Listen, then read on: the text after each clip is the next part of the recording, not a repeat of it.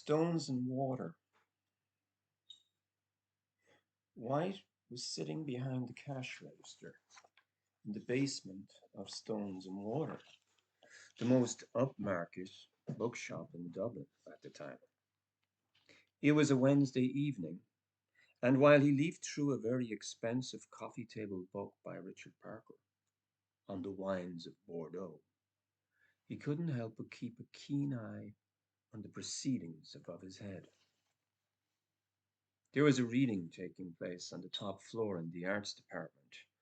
Conor McCarthy, a rather tall, pencil-thin chap with permanent stubble and curly brown hair, glasses, bad pullover, the whole "I've studied literature at either UCD or Trinity, am left of centre politically, read The Guardian and the Irish Times, and pride myself on my numerous rainbow-coloured multicultural LGBT fans," had, as usual, organised a monthly reading, but this time for Richard Ford.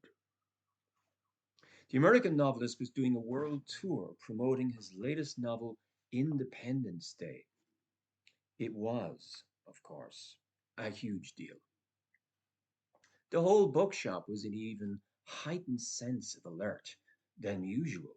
All the booksellers swarmed about McCarthy whenever they could. He was like the star bookseller in the place, as he had actual access to the pantheon of literary gods, who at times would venture to read in the accursed place. White tried to look bored. It wasn't difficult, as he had been relegated, in almost stark contrast to McCarthy, to the hobbies section in the windowless basement, where he would scan the various gardening books for the browsing customers, typically middle-aged women who were looking for a good bargain. White had been feeling as motivated as a turd floating in the slipstream in his own present situation. Recently divorced, as yet unpublished, and with absolutely zero prospects of anything appearing on the horizon except ever mounting cascades of his own shit. He glanced down at the geological map of Bordeaux. The mighty Gironde poured into the land like a great sluice, dividing up the surrounding vineyards into two luscious banks. On the left bank, you had the litany of names that once uttered or even seen were enough to send anyone into almost a mystical trance. Médoc, Saint-Estèphe, Pauillac, Saint-Julien, Listrac, Lully, ou Margaux. One had to merely utter these sacred names on the tongue to summon up the corresponding tannin, terroir, and of course, sun. Further down, unknown yet to White at the time, would come other lesser known names such as Merignac, Pessac, and Pessac-Lionlon.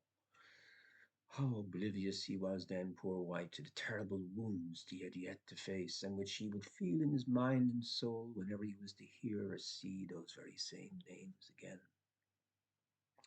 Oh, but back then, sitting there in that all too comfortable chair behind the cash register in the basement department at Stones and Water, that very evening when Richard Ford was probably up in the Lord Mayor's lounge on Kildare Street in the Shelburne, sipping on a fine old claret himself, while awaiting on his host, the one and only Cormac McCarthy, to come and take him away so that he might evoke the gods of Parnassus, if only for a day. It was always the same. White's mind moaned eternally, "When will my time ever come?" And that is when the idea had first come to him, sitting in that dour basement, leafing through Parker's Wine Atlas of France, contemplating the great vineyards of Bordeaux. What if I were to return? Yes, on the face of it, it was a totally mad prospect. He had only just some months ago returned to Ireland after recently splitting up with his French wife, having spent over 5 years living with her in the suburbs of Paris, mainly Versailles of all places. It had been hard to shake off the Gallic side of him. He was still smoking gitan, living out some kind of bohemian ideal, drinking till all hours in the morning in a small French wine bar, only a few hundred meters or so from the bookstore. Jesus, what was with that?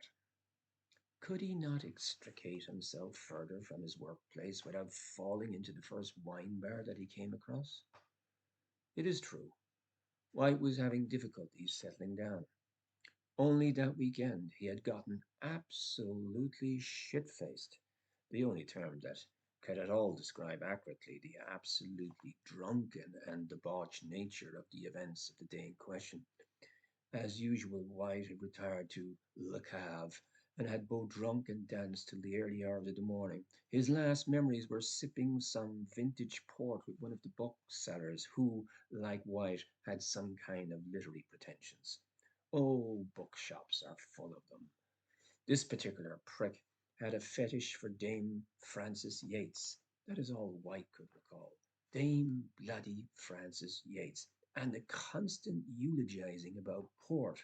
What a British wanker, White thought, seeing the conniving face appear in his mind once again.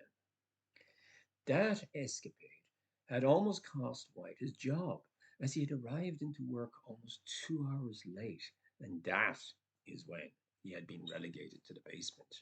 Before that, he had been shoveling trollop off of the ground floor shelves, volumes and volumes of the stuff. Who in the name of God has been ordered all of this goddamn trollop?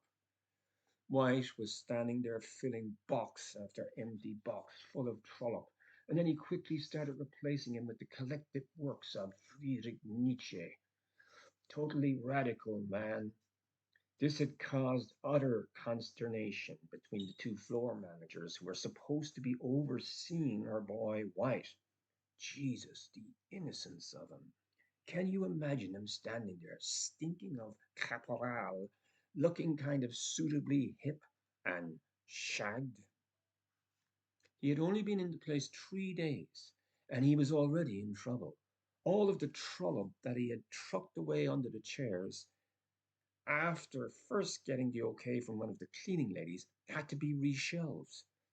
That was the first of a number of very public humiliations, until eventually, after coming in late on a Saturday morning, the assistant manager, a rather corpulent man in his mid-30s with short hair and once again a rather atrocious strumpet, and another pair of glasses, handed White a spearmint gum and told him to stop breathing wine fumes all over the customers.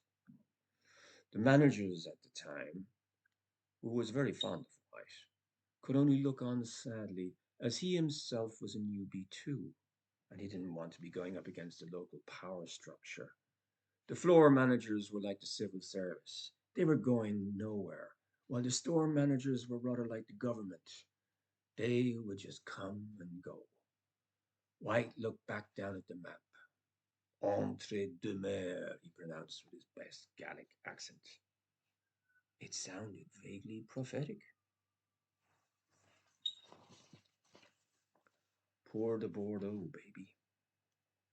Anne was a bookseller that worked with me on the ground floor at the time. Like me, she was a total and utter dipso.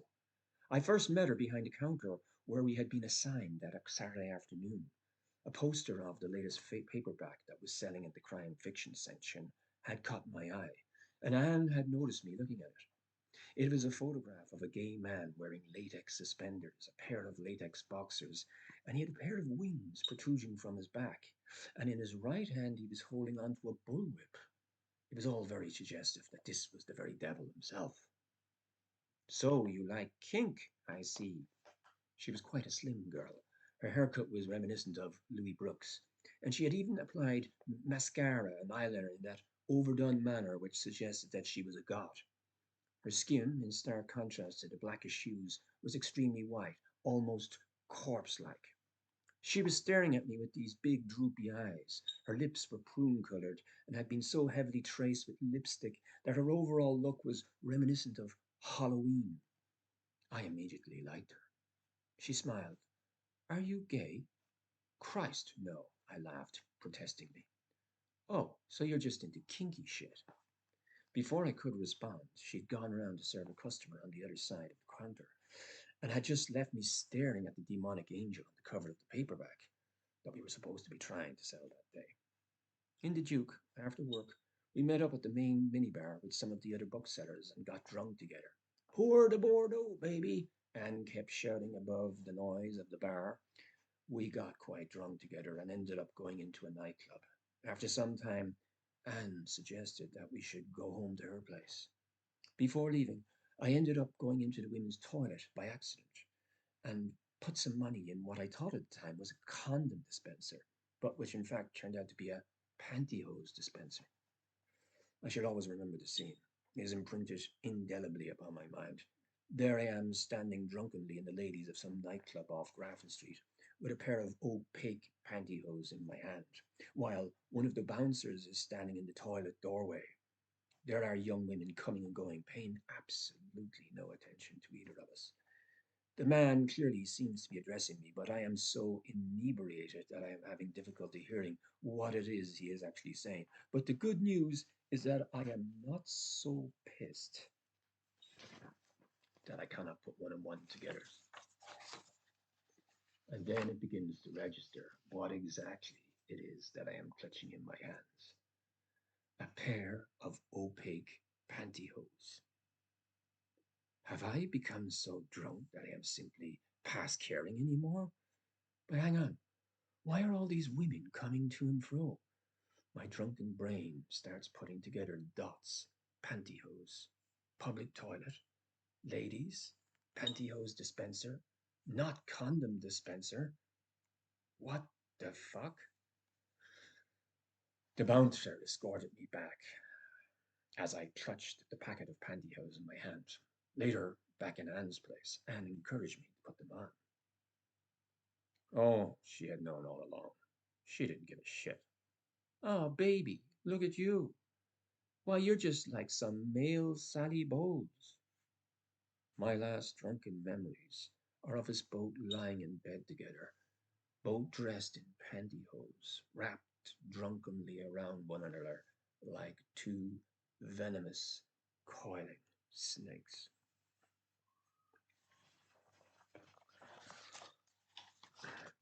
So that is an extract of The Fetishist, my novel in progress. I hope you enjoyed it.